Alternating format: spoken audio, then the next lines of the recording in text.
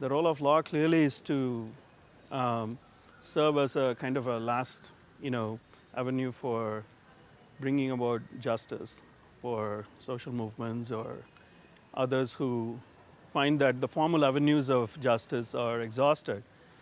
But now the role of law and governance is much more extensive, I think. Because first, law and governance are seen as being essential for the very process of economic development and economic growth by governments, by multilateral donors. They seem to think that the best way to bring about economic growth, for example, is to ensure that there is an independent judiciary, that there are sufficiently strong laws that protect private property and contracts, and that there is a system of formal law in place that gives enough confidence for foreign investors and so on and so forth. But I think the real value of law in developing countries is in fact, and I think will always be, as a device that actually provides accountability to the state and that defines in a straightforward way the relationship between the citizens and the state in terms of legitimacy. And that's a real function of law in developing countries.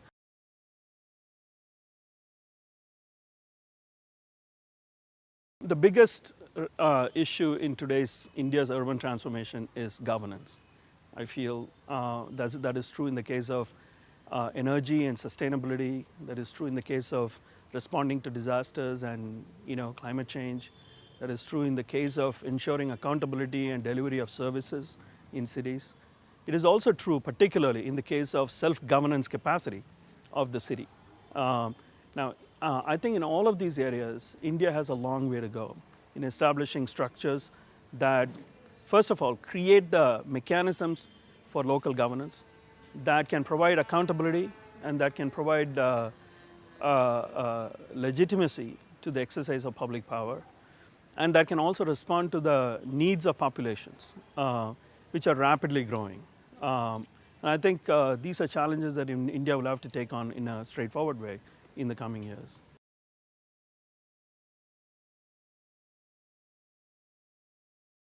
I think IIHS has been established at an extremely important time. I don't think it could have come at a better time in India's history.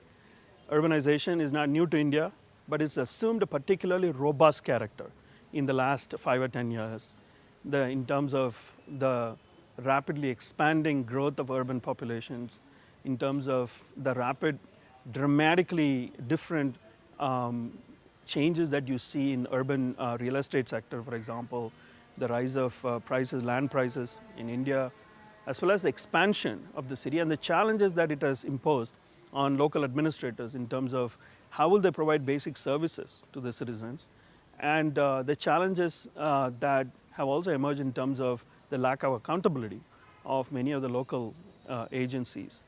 I think IIHS's key challenge now is to train enough professionals who are of the kind and type to make a real impact on India's urban challenges now. IIHS is, I hope, the tip of the iceberg, but it's, I hope, a big iceberg that is actually on the way, because we need a lot of people in India. So I'm all for this experiment.